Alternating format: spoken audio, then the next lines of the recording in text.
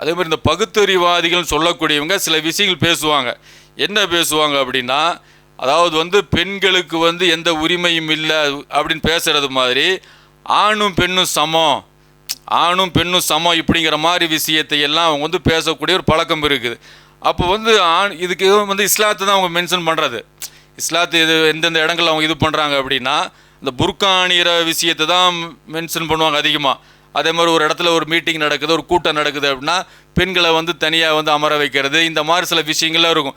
இந்த மாதிரி விஷயங்களை எடுத்துக்கிட்டு இவங்க பேசுகிறதும் உண்டு, பொதுவாக பேசுகிறதும் உண்டு. ஆணும் பெண்ணும் சமந்தான் அப்படின்னு சொல்லி. இந்த ஆணும் பெண்ணும் சமம், எல்லாரும் சமம் இப்படிங்கிறது ஒரு போலித்தனமான வாதம். எல்லாருமே சமமெல்லாம் கிடையாது. ஒரு ஏற்றத்தாழ்வுகளின் அடிப்படையில் தான் இந்த உலகம் இயங்கும். சில இடங்களில் ஆண்களை விட பெண்கள் மேலாக இருப்பாங்க, மேலானவர்களாக இருப்பாங்க. அந்த இடத்துல சமம் கிடையாது. பெண்கள் மேலானவர்கள் இருப்பாங்க. சில இடங்களில், பல இடங்களில் பெண்களை விட ஆண்கள் மேலானவர்களாக இருப்பாங்க. இந்த இடத்துல போட்டி போட்டுக்கிட்டு இந்த இடத்துல வந்து எல்லாரும் சமம், எல்லாரும் சமம்னு சொல்கிறதெல்லாம் வந்து சரியான வாதம் இல்லை. ஏன்னு கேட்டிங்கன்னா, இதுக்கு உதாரணமாக நம்ம பார்க்கலாம். ஆண்கள்லேயே எல்லாரும் ஒரே மாதிரி இருப்பாங்களா? ஆண்களே அத்தனை பேர் சமமாக தான் இருக்கிறாங்களான்னு கேட்டால், உடல் அமைப்பில் வேறு மாதிரி இருப்பாங்க, அறிவில் வேறு மாதிரி இருப்பாங்க, ஆற்றலில் வேறு மாதிரி இருப்பாங்க, திறமையில் வேறு மாதிரி இருப்பாங்க, பணத்தில் வேறு மாதிரி இருப்பாங்க. சமம் கிடையாது. சமம்ங்கிற ஒரு வாதத்தை வச்சுக்கிட்டு, ஒரு போலித்தனமான வாதத்தை வச்சுட்டு கவர்ச்சியான வகையில் பேசும்போது பெண்களுக்கு பிடிக்கும். ஓ, ஆணுக்கு நிகரானவங்க நாங்கள் அப்படின்னு சொல்லி சொல்லும்போது அதிகமான பெண்கள் வருவாங்க. அப்போ இதெல்லாம் இஸ்லாம் ஏற்றுக்கல. சில இடங்களில் ஆணை விட பெண் மேலானவர்கள் இருப்பாங்க, சமம் கிடையாது. அந்த இடத்துல மேலான ஒரு நிலையில் இருப்பாங்க ஆண்களை விட. பல இடங்களில் வந்து பெண்களை விட ஆண்கள் மேலான இருப்பாங்க. இது ஒருத்தர் புரிஞ்சு நடக்கக்கூடிய விஷயம். அந்த விஷயத்தை தலையிட்டுக்கிட்டு எல்லாரும் சமம், எல்லாரும் சமம்னு சொல்கிறதெல்லாம் நல்ல வாதம் இல்லை. உதாரணத்துக்கு சொல்கிறதா இருந்ததுன்னா, இப்போ ஆண்களே எடுத்துக்குவோம். ஒருத்தர் கண் பார்வை நல்லா தெரியுது, கால் நல்லா வந்து இயங்குது, கை நல்லா இயங்குது, இந்த மாதிரியான ஒரு கேட்டகரி, அந்த உடல் எந்த பாதிப்பும் இல்லாமல் இருக்கிறாங்க. இந்த மாதிரி ஆண்களும் ஒருத்தர் கண் பார்வை தெரியல, அதே மாதிரி உடலில் வந்து அங்கவீனங்கள் ஏற்பட்டுருக்குது, காலில் வந்து பிரச்சனை இருக்குது, நடக்க முடியாத பிரச்சனை இருக்குது, இவங்க 2 பேரும் சமமாக? இது உதாரணத்துக்கு சொல்கிறோம். அப்போ ஒரு காரியத்தை வந்து பார்வை உள்ளவங்க டக்கு டக்குன்னு செஞ்சு முடிச்சிட முடியும். பார்வை இல்லாதவங்க இன்னொருத்தர் உதவிக்கு அழைச்சி அதன் மூலமாக தான் தங்களுடைய காரியங்களை வந்து நிறைவு செய்து கொள்ள முடியும். அப்போ இந்த இடம் சமம் இல்லை, வேறுபாடு தான் இருக்குது. அப்போ வேறுபாடு அப்படிங்கிறது பார்த்தீங்கன்னா பல இடங்கள் இருக்குது. 20 வயசு இளைஞர் செய்ய வேண்டிய வேலையை, செய்யக்கூடிய வேலையை 80 வயசு வந்து முதியவர் செய்ய முடியுமா? வேறுபாடு இருக்கும். 20 வயசு இளைஞர் வந்து மிக வேகமாக ஒரு வேலையை செஞ்சு முடிச்சுடுவார். 80 வயசு முதியவர் வந்து அந்த வேலையை செய்யவே முடியாது. மனசில் செய்யணும் ஒரு ஆசை இருந்தாலும், ஆர்வம் இருந்தாலும் உடல் வந்து ஒத்துழைக்காது. அப்போ வந்து வேறுபாடுகள் வந்து இருக்க தான் செய்யும். அப்போ அந்த வேறுபாடுகள் இருக்கிறது வந்து ஒத்துக்கிட்டால் தான் உலகம் இயங்கும், சீராக இயங்கும், குடும்பம் இயங்கும், நாடு இயங்கும். இல்லை எல்லாரும் சமம் அப்படின்னா இது நாடு இயங்காது, வீடு இயங்காது, எதுவும் இயங்காது. இது ஒரு போலித்தனமான வாதம் இது. அப்போ இதை பார்க்க அல்லாஹ் குர்ஆனில் சொல்லி காட்டுறான். தூதர்கள்லையே, அதாவது அல்லாஹ் தூதர்களை தேர்வு செஞ்சு மனிதர்களுக்கு வந்து நல்ல போதனைகளெல்லாம் கற்றுக் கொடுக்குறான். இந்த தூதர்கள் எல்லாரும் சமமானவர்களான்னு கேட்டால் இல்லை. அவங்களும் சிலரை விட சிலரை அல்லாஹ் வந்து மேன்மைப்படுத்தி இருக்கிறான். எல்லாம் ஒரே கேட்டகரி கிடையாது, நல்லா சொல்லி காட்டுறான். இது 2வது சூரா 253வது வசனத்தில், அவர்களில் சிலரை விட சிலரை நாம் மேன்மையாக்கி இருக்கிறோம். சிலர்கிட்ட அல்லாஹ் வந்து பேசியிருக்கிறான், சிலர்கிட்ட அல்லாஹ் டைரெக்டாக பேசியிருக்கிறான். அந்த மாதிரி சில பேர் வேறு விதமான பதவி எல்லாம் உயர்த்தி இருக்கிறான். இப்படிங்கிற மாதிரி விஷயத்தை அல்லாஹ் சொல்லி காட்டிட்டு, அப்போ வந்து ஈசா நபி வந்து தந்தை இல்லாமல் பிறந்தார், இதெல்லாம் நல்லா சொல்லி காட்டுறான். அப்போ இந்த மாதிரி விஷயங்கள் எல்லாம் எல்லாம் சொல்லும் போது இது வந்து ஒரு ஏற்றத்தாழ்வோடு தான் இருக்கும். அந்த ஏற்றத்தாழ்வு சில விஷயங்கள் இருக்கும்போது அதை பொருந்திக்கிட்டு தான் போயாகணும். இப்போ தான் மனித வாழ்க்கை வந்து சீராக நடக்கும். இது எல்லாம் சொல்லும்போது, எதன் மூலம் உங்களில் சிலரை வேறு சிலரை விட அல்லாஹ் மேன்மையாக்கி இருக்கிறானோ அதனை அடைய வேண்டும் என்று நீங்கள் பேராசைப்படாதீங்க. ஒருத்தருக்கு அல்லாஹ் ஒரு சிறப்பை கொடுத்துருப்பான், அதன் மூலமாக மேலே இருப்பார். கீழே இருக்கிறவங்க வந்து பொறாமப்பட்டு இருக்கக்கூடாது. அப்போ வந்து ஆண்களுக்கு வந்து அவங்க சம்பாதித்தவற்றில் உரிய பங்குண்டு. அதே மாதிரி பெண்களுக்கும் அவர்கள் சம்பாதித்தவற்றிலிருந்து உரிய பங்கு உண்டு. அல்லாஹ்விடம் அருளை கேளுங்கள், நிச்சயமாக அல்லாஹ் எல்லா பொருட்களையும் நன்கு அறிஞ்சவனாக இருக்குன்னு அல்லாஹ் சொல்லி காட்டுறான். அதே மாதிரி 34வது வசனம் அல்லாஹ் சொல்லி காட்டுறான். அதாவது ஆண் பெண் இருபாலரில் அல்லாஹ் சிலரை விட மேன்மைப்படுத்தி இருக்குங்கிறான். இதுவும் இஸ்லாத்துடைய கோட்பாடு வந்து உலகம் எப்படி போகுமோ அப்படி போகிறது தான் அல்லாஹ்வுடைய நியதி. அல்லாஹ் சொல்லி காட்டுன அடிப்படையில் உலகம் இயங்கும், இதுதான் நியதி. அப்போ அல்லாஹ் இதை சுட்டி காட்டுறான், சொல்லி காட்டுறான். எல்லோரும் சமம் இல்லை, சில இடங்களில் இப்படி இருக்கும், சில இடங்கள் ஏற்றத்தாழ்வு இருக்கும், நல்லா சொல்லி காட்டுறான். அப்போ வந்து அல்லாஹ் வந்து ஆண்களை மேலே வச்சிருக்கிறான். எதுக்கு அப்படின்னா, ஆண்கள் தங்கள் சொத்துக்களிலிருந்து பெண்பாளருக்கு செலவு செய்து வருவதனாலும் ஆண்கள் பெண்களை நிர்வகிக்கக்கூடியவர்களாக இருக்கின்றனர். எனவே நல்லொழுக்கமுடைய பெண்கள் தங்கள் கணவன்மாரும் விசுவாசமாக நடப்பாங்க, பணிஞ்சும் இருப்பாங்க, நல்லா சொல்லி காட்டுறான். இங்கே போட்டி போட்டுட்டு இருந்தால் குடும்பம் சீராக இயங்காது. ஒருத்தங்க கீழே இருக்கணும், ஒருத்தங்க மேலே இருக்கணும், இப்படிங்கும் போது தான் அந்த உலகம் வந்து இயங்கும். அப்போ வந்து இது வந்து என்னன்னு கேட்டால், இது வந்து இவங்களுக்கு புரிய மாட்டேங்குது.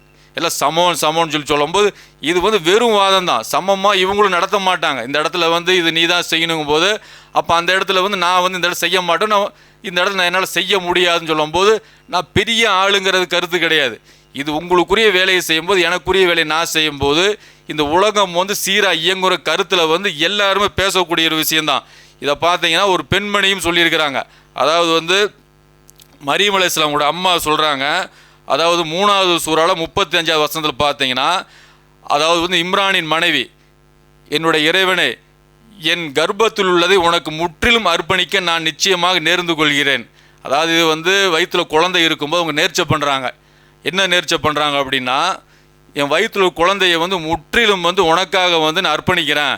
அதாவது உன்னுடைய பணி என்னவோ, அதாவது நீ என்ன பணியை சொல்கிறையோ அந்த பணியை செய்கிறதுக்கு முற்றிலும் நம்ம அர்ப்பணிக்கிறேன்னு சொல்கிறாங்க. எனவே இதை என்னிடமிருந்து ஏற்றுக்கொள்வாயாக, நிச்சயமாக யாவற்றையும் செவியுறுவனவும் நன்கறிவனாக இருக்கிறேன் என்று கூறியது. அந்த மாதிரி சொல்கிறாங்க. அதுக்கப்புறம் தான் எதிர்பார்த்ததுக்கு மாற்றமாக அவங்க ஒரு ஆண் குழந்தை எதிர்பார்க்குறாங்க.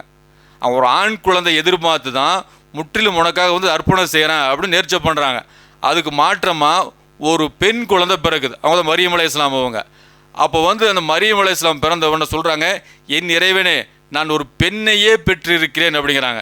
என நினைவு கூறுவதும் என கூறியதும் நினைவு கூறுங்கள், அவள் பெற்றெடுத்ததை அல்லாஹ் நன்கறிவான், ஆண் பெண்ணை போலல்ல. இந்த தாய் சொல்கிறாங்க, ஆண் வந்து பெண்ணை போலல்ல, ஆண் வேற பெண் வேற தான், அதுலேயே ஒரு வேறுபாடு இருக்குது. இதை வந்து மரியம் அலைஹிஸ்ஸலாம் அவங்க விஷயத்தில் அல்லாஹ் சொல்லி காட்டுறான். அப்போ வந்து இந்த வேறுபாடை ஒத்துக்கிட்டு தான் நம்ம வாழ்க்கையை நடத்த முடியுமே தவிர, எல்லா இடமும் உனக்கு நான் எனக்கு நீ எல்லாரும் சமந்தான் அப்படின்னா இது உலகம் இயங்கக்கூடிய ஒரு நிலை வர்றதுக்கு வராது. அந்த விஷயத்தை நீங்கள் பார்த்தா நடைமுறையில் நம்ம பார்க்கலாம்ல. நடைமுறையில் உடல் வலிமையில் ஆகட்டும், இதெல்லாம் பார்த்தீங்கன்னா ஆண்களுக்கு தனியான ஆற்றல் தரப்பட்டிருக்குது. உதாரணத்துக்கு ஒரு ஓட்டப்பந்தயம் நடக்குது, ஒலிம்பிக்கில் நடக்குது, பல இடங்கள் நடக்குது. ஒரு 100 மீட்டர் ஓட்டப்பந்தயம் நடக்குது, ஆண்களுக்கு தனியாக நடக்கும், பெண்களுக்கு தனியாக நடக்கும். இப்போ 100 மீட்டர் ஓட்டப்பந்தயத்தில் ஆண்களில் ஒரு ஃபஸ்ட்டு ப்ரைஸ் வாங்கியிருப்பார் ஒருத்தர். அவர் வந்து ஒரு 20 செகண்டில் வந்துரு, உதாரணத்துக்கு சொல்கிறேன், அவர் ஒரு 20 செகண்டில் வந்திருக்கிறாருன்னு வைங்க, ஃபஸ்ட்டு ப்ரைஸ் வாங்கியிருப்பார். அதே பெண்களில் வந்து ஒரு வீராங்கனை வந்து ஃபஸ்ட் ப்ரைஸ் வாங்கியிருப்பாங்க, அவங்க 32 செகண்டு 30 செகண்ட் இப்படி வாங்கி தான் வருவாங்க. ஆணுக்கும் அதுக்குள்ள வேறுபாடு இருக்குது, அந்த வேகம் வந்து வராது. என்ன தான் அவங்க பயிற்சி எடுத்தாலும் சரி, இதை நீங்கள் நோட் பண்ணி பாருங்கள். இதை நோட் பண்ணி பார்த்தீங்கன்னா இந்த ஆண்களில் வந்து இந்த ஓட்டப்பந்தயத்தில் ஃபஸ்ட் ப்ரைஸ் வாங்கினவரும் பெண்களில் வாங்கினவரும் நோட் பண்ணி பாருங்கள். நோட் பண்ணி பார்த்தீங்கன்னா ஆண்களுக்கும் இவங்களுக்கு பெரிய வேறுபாடு இருக்கும். அந்த பெண்மணி 30 செகண்டில் வந்திருப்பாங்க ஃபஸ்ட் ப்ரைஸ் வாங்கி. இங்கே வந்து பார்த்தீங்கன்னா 22ல் 2வது ப்ரைஸ் வாங்கியிருப்பாங்க ஆண்களில், 24ல் வாங்கியிருப்பாங்க 3வது ப்ரைஸு, அப்போ 25ல் 4வது ப்ரைஸு, இப்படிலாம் வாங்கியிருப்பாங்க. 30ங்கிறது அங்கே 7வது 8வது இடத்துல இருக்கும். அப்போ ஆண்களில் வந்து 7வது 8வது இடத்துல உள்ளவங்க தான் அங்கே முதல் ப்ரைஸ் வாங்கியிருக்கிறாங்க. அப்போ இந்த இடத்துல பார்த்து இந்த மாதிரி பளு தூக்கக்கூடிய விஷயத்தை எடுத்துக்கங்க. அதில் பார்த்து ஃபஸ்ட் ப்ரைஸ் ஒரு வாங்கியிருப்பார், ஒரு 60 கிலோ எடை பிரிவு கொண்ட ஒரு விஷயத்தில் வாங்கியிருப்பார். அவர் பார்த்தீங்கன்னா ஒரு 100-150 கிலோ தூக்கியிருப்பார், உதாரணத்துக்கு சொல்கிறேன், ஒரு 150 கிலோ தூக்கியிருப்பார். அதே 60 கிலோ எடை பிரிவில் ஒரு பெண்மணி இருப்பாங்க, அவங்க தூக்கியிருப்பாங்க, அதில் வந்து முக்கால்வாசி கூட இருக்காது. அவர் 150 தூக்கியிருப்பாருன்னா இவங்க 100 கூட தூக்கியிருக்க மாட்டாங்க. அப்போ இந்த மாதிரியான வேறுபாடுகள் வந்து நிறைய இருக்குதுங்க. அப்போ அந்த நிறைய இருக்கிறத விட்டுட்டு என்ன பண்ணுறதுன்னு கேட்டால், எதுக்கு எடுத்தாலும் வாதங்கள் இப்படி பண்ணுறது, ஆணும் பெண்ணும் சமம், ஆணும் பெண்ணும் சமம் அப்படின்னு சொல்லி சமம் இல்லைங்கிறத வந்து நடைமுறையிலே நமக்கு வந்து காட்டப்படுது. இப்போ நடைமுறையில் பாருங்கள், இன்னும் பார்த்தீங்கன்னா இப்போ திருமணம் ஆனதுக்கப்புறம் கணவன் மனைவி வந்து இல்லற வாழ்க்கையில் ஈடுபடும் குழந்தை உருவாகுது. குழந்தை உருவான யாருக்கு உருவாகுது? மனைவி வழியாக தான் உருவாகும். அப்போ அந்த இடத்துல கருவுறுதல் யாருக்கு நடக்குது? மனைவி தனியாக அங்கே தான் நடக்கும். அப்போ இது என்னன்னு கேட்டால் அவங்களுக்குரிய வேலை என்னமோ அங்கே தான் நடக்கும். அந்த இடத்துல அவங்க சிறந்தவங்களாக இருப்பாங்க. அப்போ அந்த இடத்துல வந்து கணவன் வந்து பங்கிட முடியுமா? இப்போ பால் கொடுக்குற விவகாரமாகட்டும், அந்த விஷயமாகட்டும் யார் தர முடியும்? பெண் தான் தர முடியும். அப்போ இந்த மாதிரியான விஷயங்கள் பார்த்தீங்கன்னா அவங்களுக்குரிய வேலையை அவங்க செய்யும்போது அந்த இடத்துல மேன்மை அடைஞ்சிருவாங்க, சிறப்பு அடைஞ்சிருவாங்க. அதை விட்டு எல்லாம் சமம் அப்படின்னு சொல்லி சொன்னால் அப்போ வந்து எப்படி செய்ய முடியும்? இது உலகம் வந்து இயங்காது. இன்னும் பார்த்தீங்கன்னா இந்த இராணுவத்தில் படை வீரர்கள் பார்த்து கீழ்நிலை படை வீரர்கள் யாராக இருக்கிறாங்க?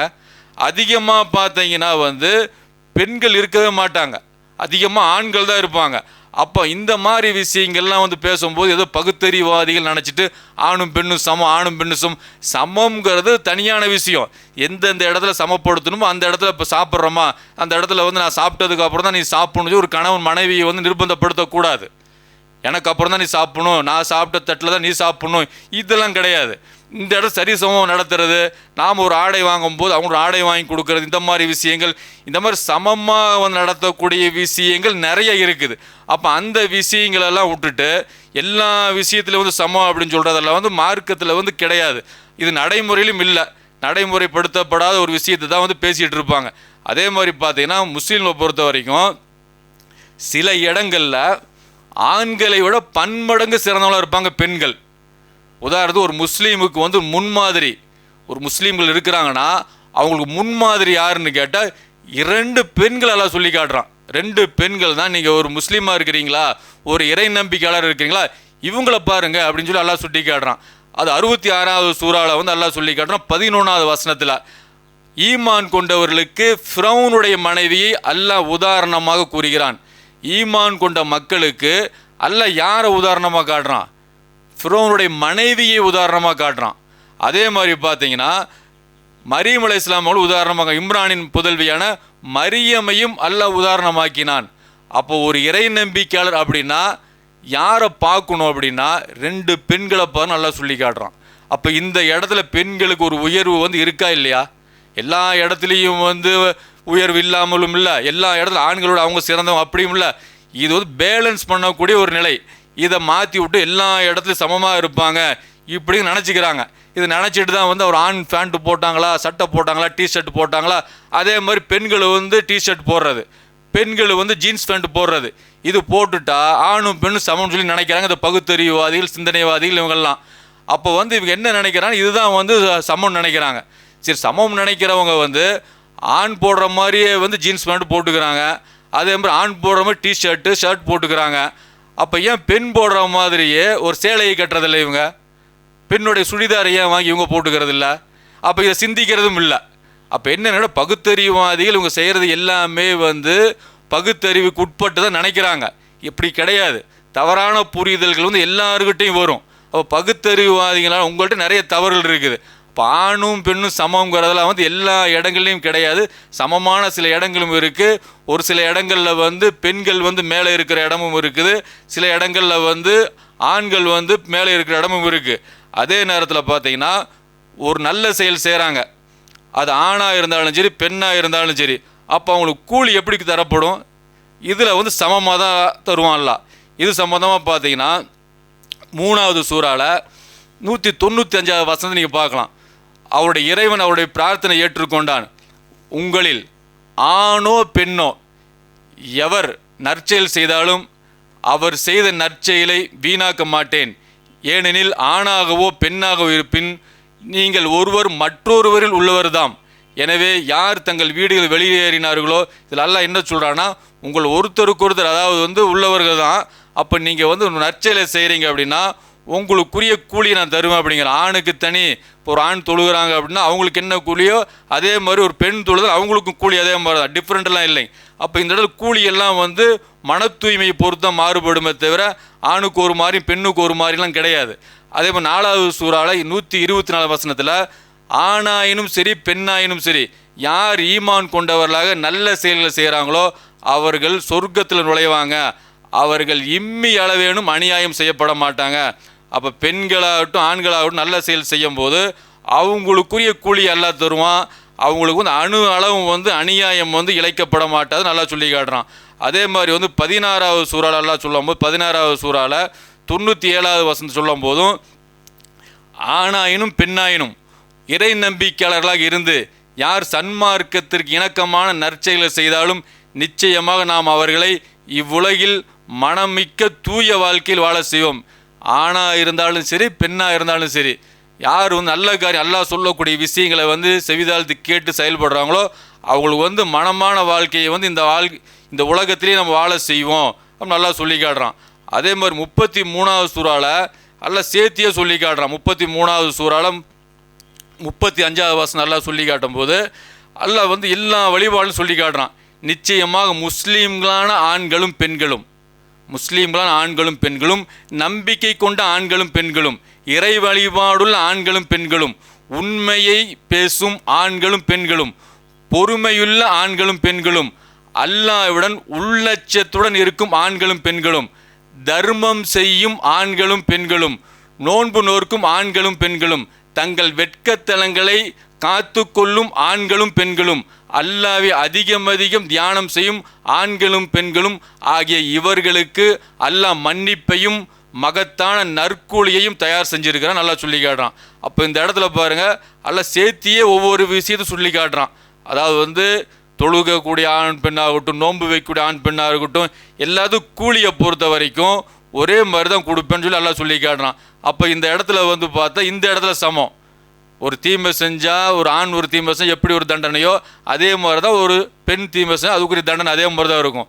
ஒரு ஆண் நல்லது செஞ்சால் எப்படி கூலி நல்ல கூலி கிடைக்குமோ அதே மாதிரி அதே செயல் ஒரு பெண் செஞ்சாலும் அதுக்குரிய கூலி கிடைக்கும். எவர் தீமை செய்கிறாரோ அவரது கூலி பெறுவார். எவர் ஒருவர் ஆணோ அல்லது பெண்ணோ மூமினான நிலையில் சாலிகான நல்ல அமல்கள் செய்கிறாரோ அவர்கள் சொர்க்கத்தில் நுழைவார்கள், அதில் கணக்கில்லாத அவர்கள் உணவளிக்கப்படுவார்கள். அப்போ அல்லாஹ் சொல்லும்போது இந்த மாதிரி கூலி விஷயம் இங்கெல்லாம் எந்த விதமான அநியாயம் கிடையாது. ஆணுக்கு ஒரு கூலி, பெண்ணுக்கு ஒரு கூலி இப்படிலாம் கிடையாது. நீங்கள் செஞ்ச செயல் அல்லாஹ் சொல்லக்கூடிய ஒரு விஷயம். இப்படி தொழுவுங்க, இப்படி நோன்பு வைங்க, இப்படி ஜக்காத்து கொடுங்க, இப்படி ஹஜ்ஜு செய்யுங்க, ஏழைகள்கிட்ட இப்படி நடந்துக்குங்க, உறவினர்கள்ட்ட இப்படி நடந்துக்குங்க.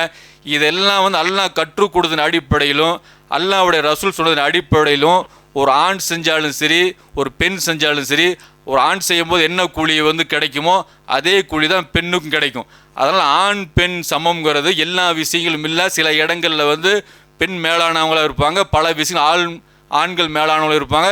இதை உணர்ந்து புரிஞ்சு நடந்தால் தான் இந்த உலகமும் சீராக இயங்கும். இதை பகுத்தறிவுவாதில் இதை உணரணும். இதை